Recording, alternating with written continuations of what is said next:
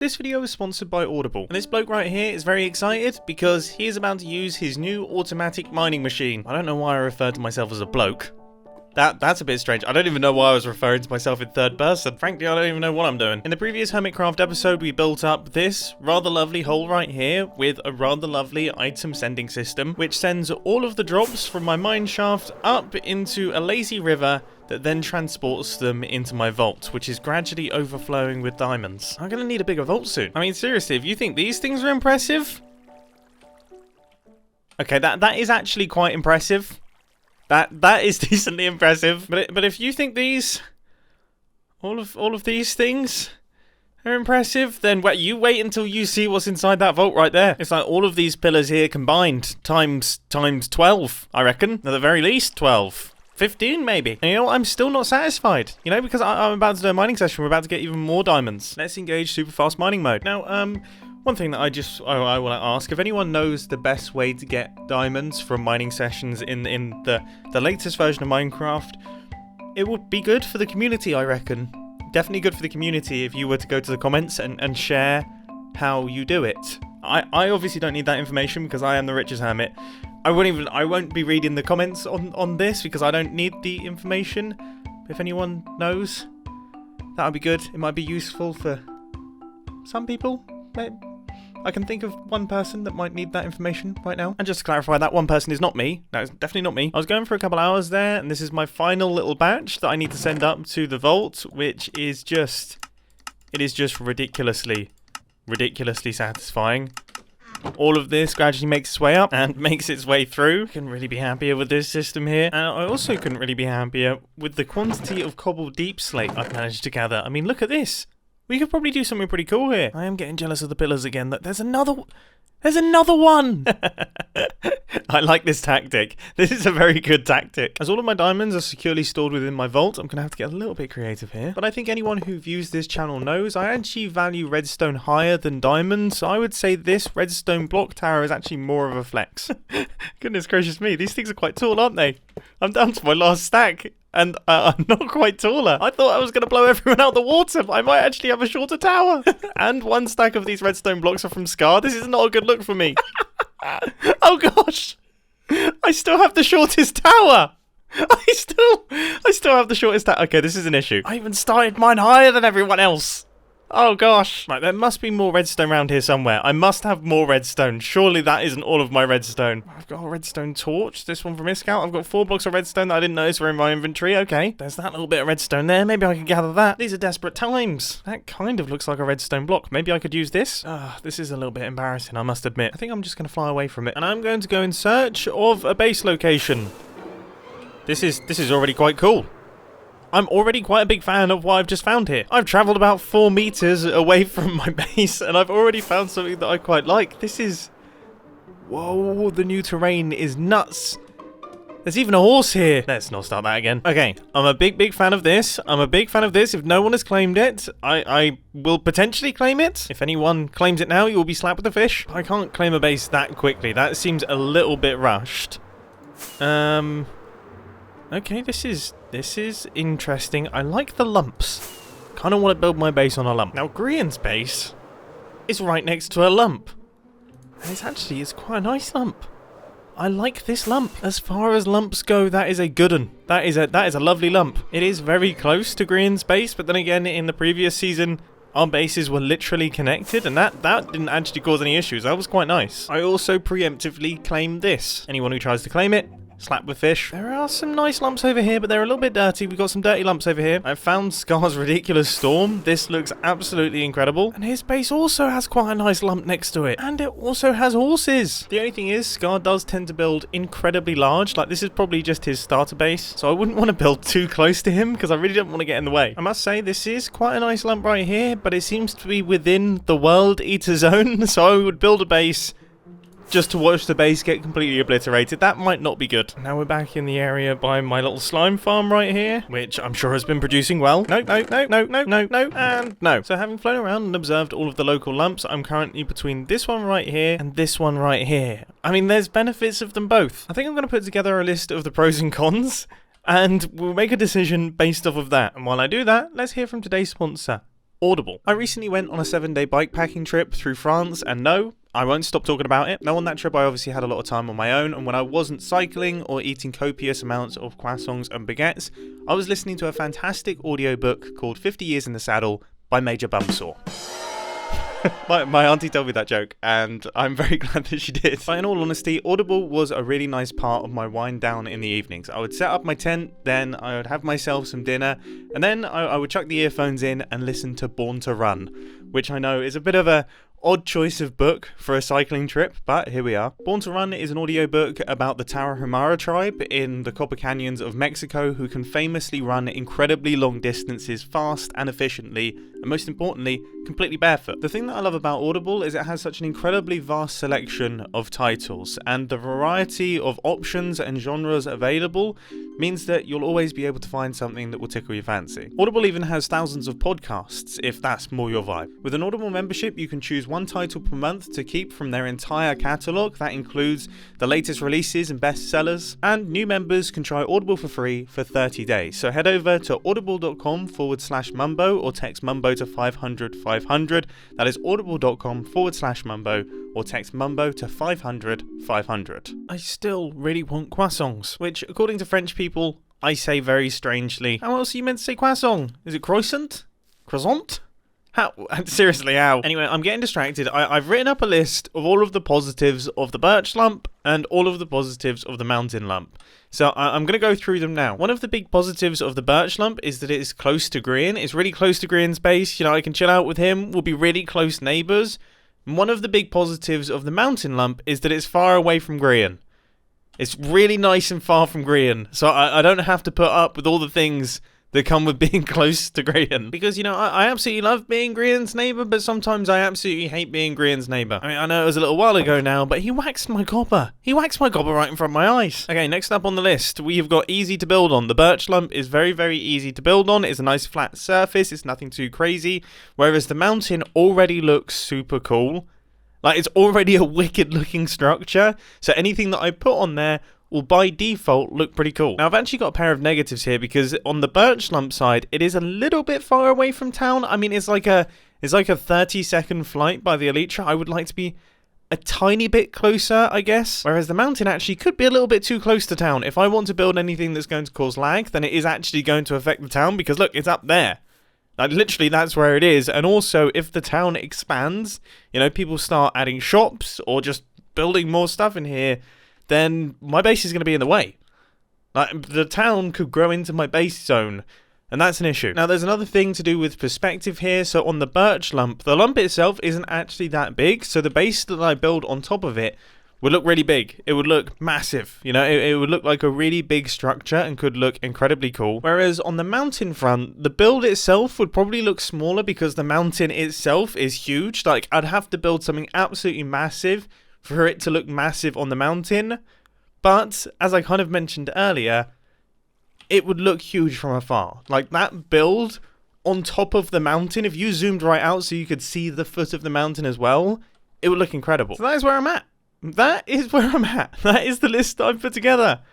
I haven't made any progress. This is difficult. I've been pondering this for like 2 or 3 hours now, and this is as good as I've got. They are even Stevens. So I'm going to go to bed. I'm going to sleep on it, and when I come back, I should have an answer. The moment has come. I decided to AFK overnight in my slime farm just to see if we managed to get ourselves a drop. And nope, and no. Excellent news. Anyway, I've finally come to a decision, and actually, it's been a fairly simple one. I'm going to go for the birch lump because being close to Grian is actually worth 2 points. As frustrating as the man can be, he does make a wonderful neighbour. And even though there will be times where I regret this decision, you know, he's trying to age some copper and I just go out and I find that my entire base has been encased with the stuff. Yeah, that could happen. It is also quite entertaining. But just the thought of him doing that has made me want to moss his boulder. It's been a little while since I've done this, but, you know, he deserves it. And now we plan. And that is going to require a whole ton of gravel, a whole ton of sand, I'm on fire, and a whole ton of red dye. Goodness gracious me, this is as dull and boring as I remember. Oh, would you look at that? Grian is already building a bridge over to my lump. Look, a good neighbour. I probably should let him know that I actually intend on building over here. So I've put this sign, and hopefully he understands. Maybe I'll make it a little bit more obvious. I'll put this arrow facing downwards into it, and hopefully he'll be able to see it then. Hopefully he'll spot it. I mean, how could he miss this? I mean, if I claim this lump, does this mean I also claim all of his resources? He's got a lot of resources. This is also... That is so ridiculous. I claim Greg. I keep getting distracted. So the main center, I guess you could say, the focal point of my base is going to be a massive vault. You see, we're running out of space in the little vault that I have over in the starter town that is beginning to overflow now. So I'm going to build up an absolutely enormous vault that hopefully will never overflow. But obviously if it does, then we can have room for expansion. You know, we can just make an even bigger vault. But we might be a little ways off from this one overflowing. This is a 50 by 50 vault. So, you know I'm working on being the richest hermit, but I would have to be really, really rich. Like, I'd have to be just stupendously rich to overflow this vault. But who knows? It could happen. I was meant to press shift, then I fell off my block. And that's what happens when I try to press shift with my finger. You know, I'm thumb shifting all the way through. You know, I'm never changing. Even when I'm 50 and my thumb is all arthritic and broken from years of thumb shifting, I'm still going to be pressing shift with my thumb. Okay, this is where we're at. So the lump is going to be used as the vault, and the vault is looking already pretty massive. This is already big. And I've actually just added a little label to it, mainly because it looks cool. I mean, I'm not going to forget, but look how much better it makes our plans look. That transforms this from being a bunch of red blocks on an empty space into being an official plan. Now people understand that this is a plan. I'm even going to do a little block palette over here. Look, this is the sort of block palette that we're looking at. So it's going to be very dark. It's going to be pretty grungy, I guess you could say. But it is also going to have a few contrasting blocks that I've just grabbed from my base. And those contrasting blocks are going to be things like oxidized copper, which I didn't actually have any oxidized copper. And then it's going to be things like this, whatever this is, and warped stripped stems. And obviously we're not just going to be using regular deep slate here, we're going to be using all the different types of deep slate, because all of these, I mean, this combination here, this combination of blocks is one of my personal favorites. I just think it's so pretty. So that is the vault all worked out. Now it's time for the next section of the base plan, which has me very interested, because this is going to represent a bit of a departure from the bases that I have done in recent Hermitcraft seasons. So this right here is going to be the bridge, which is going to connect the vault into the industrial section of my base. That's right, for this season of Hermitcraft, I'm not going to have a dedicated industrial district. There is not going to be a specific area miles away where I keep my farms. I'm going to be having all of my farms within my base. They're going to be feeding directly into my base's storage system, and it's all going to be intelligently constructed, so hopefully it doesn't cause a ton of lag. Hopefully it doesn't cause a ton of lag. I'm really hoping it doesn't cause a ton of lag, because otherwise that's going to be really upsetting. So this bridge is going to act as a walking bridge and also as an item transfer bridge as well, taking items, or at least some of the valuable items, from my industrial district area, the industrial zone of my base, into the vault. Because I think my vault is going to have two tiers on the inside of it. Obviously there's going to be the bottom half, which is going to be for all of the valuables, and that's a part that nobody is allowed to see. But then the top section of my vault is going to have the villagers inside of it, so it makes sense that we transfer the villager related items from the industrial area over into the villager section of the vault, because villagers are valuables as well, and I want to keep them protected in my secure vault. Alright, that is the bridge all planned out, so now it's time to plan out the industrial section over here. Now this industrial section is going to be a tower going from the floor upwards as high as it needs to go, and I'm going to make it a 65 by 65 square. So yeah, it's a pretty big build. I mean, I'm just starting to realise I actually have to decorate the outside of this thing. This is quite big. All of these builds are quite big. I'm starting to realise as I'm placing the blocks for this that a 65 by 65 square means that I need over 4 stacks for every single layer of this tower. 4 stacks. So that means, say I wanted to make the tower 100 blocks tall, which is probably about how tall I would want to make it with all of the farms in it. That's 400 stacks of items. 400. That's quite a lot, and that's if it was just a straight square, which is not going to be. There's going to be detail, and there's going to be things wobbling around, and there's going to be all sorts of different types of blocks. And I want to use a lot of deep slate, which is a really annoying thing to gather. Oh gosh, what have I done?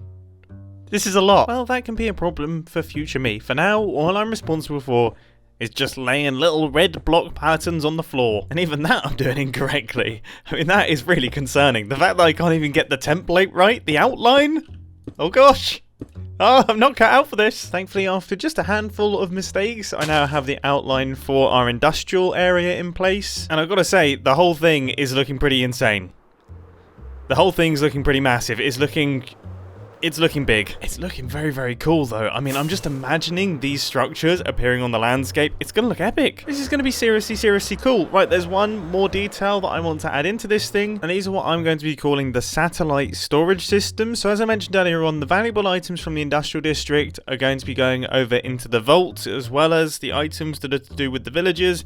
I think theoretically it makes sense that they would also travel over to the vault where the villagers are going to be stored. But then for all of the other items, I really like the idea of there being storage systems kind of plonked around this build here that are once again connected by bridges. Now they're going to be a lot smaller than the big main bridge there. That's like the mega bridge. I think these ones are going to be around about 9 blocks wide and maybe even only like 10-15 blocks long, and they're going to connect into, as I say, little satellite buildings that are going to be surrounding the gigantic industrial tower. So let's see, I've made a 21 by 21 square here, which I think is going to be roughly the size of the satellite storage systems, which in of itself, like, this is quite big, but we need space for obviously all of the automatic item sorters and then all of the chests as well, so it does need to be decently large, but it is also very easy to lose a sense of scale with these sorts of builds. But yeah, let's see how this is feeling. It is looking good. Okay, yeah, I'm feeling pretty happy about that. I would say that is proportionately correct compared to the other things in the base. That looks good. Significantly smaller than everything else, but still big enough that it is definitely going to be useful. I am happy. All of the plans are coming together. Right, let's get the other storage systems built up. So this is storage system number 2, and now storage system number 3. And with that, the entire base outline is now all in place. Everything has been templated. Everything has been worked out, and it is looking enormous. It is looking exciting. It's looking scary. But I think we can do something really special here. I mean, the fact that it already looks quite cool with just being a red outline, that is a very, very good sign. Because if you imagine this with like full block palettes and just cool looking towers and industrialness and items moving through it and moving parts, because I don't want it to actually be much of a static base. I want there to be things moving. Oh, it's going to be so cool. It's going to be so cool. I cannot wait to start working on this thing. Now let's see what Grian thinks about his spontaneous neighbour. I mean, surely he's read my sign by now. There he is. The man himself. The big old cod. When I said like can base next to me or close to me, I didn't it's real close. Yeah, we're like super neighbours, dude. You built a bridge like straight to my lump. It was fantastic. I mean, you are literally on my front door. Correct me if I'm wrong. This here says vault. Just vault. Yeah, this is my vault. Right. Yep. So it's the second time you're planning on building a vault. Yep. Directly in front of my base. Yes. Yes. Now it is weird that it's happened twice. Yes. Well, here's the thing, so firstly, my vault so far has been impenetrable to you. You haven't actually got inside of said vault, which is fantastic. Secondly... Well, this is what I want to propose to you, right? So if you're going to build a vault and you're clearly, like, the challenge is so obvious. You got a bridge to it and everything. I got a bridge to your vault. So here's what I want to propose, right? Yep. Once your vault is actually built and ready, right? Yep. I want the opportunity to break in. Yeah, no, I won't have any items, no gear or nothing. I've got to try and figure out how to break in. Right. Or maybe I will have some gear, but I'll try and break in, right? If I die, I can't break in for another 2 weeks or whatever. Okay, that sounds like a really fair deal. That sounds fantastic. But if I break in, I get the goodies. Oh, but... I mean, I hope you realise there'd be a lot of goodies in there. Like, this is... I'm actually going to need help transporting the items from my previous vault over to this vault. That's how many there are. Like, we're going to have to do something. I did hear that there was more diamonds than the entire server combined. It's an awful lot. It's an awful lot. So... Right. I mean, that would be a lot. What do you think? A challenge? It does sound like a good challenge. It does sound good. I mean, it does sound... I don't know what's in it for me though. Wait, you're just attempting to break into my vault. Like, okay, every time I fail, I'll pay you an accumulating amount of diamonds to go in the vault. This sounds good. This sounds good. So we could start. I don't know. We start with 10 diamond blocks, and then we 10. double it every time. 10. I mean, no. I obviously. All right, let's start with 5. Let's start with 5. I mean, not that it really, like, I wouldn't even notice that going. Like, I wouldn't even notice that many drop being in the added. ocean for your fault. but nothing. But still, you know, if we can start with 5. 5 sounds good. Okay, cool. I like this idea. So I'm gonna attempt to break into the gigantic vault on my it's pretty front big. door. Yep. And if I fail, then I die and I have to wait 2 weeks. Yep. If I succeed, I get all the goodies, Oh. and you get more diamonds to go in there. Gosh. Oh, this is exciting, but also nerve-wracking. Those are my goodies. That Well, no, they're in my vault now. here.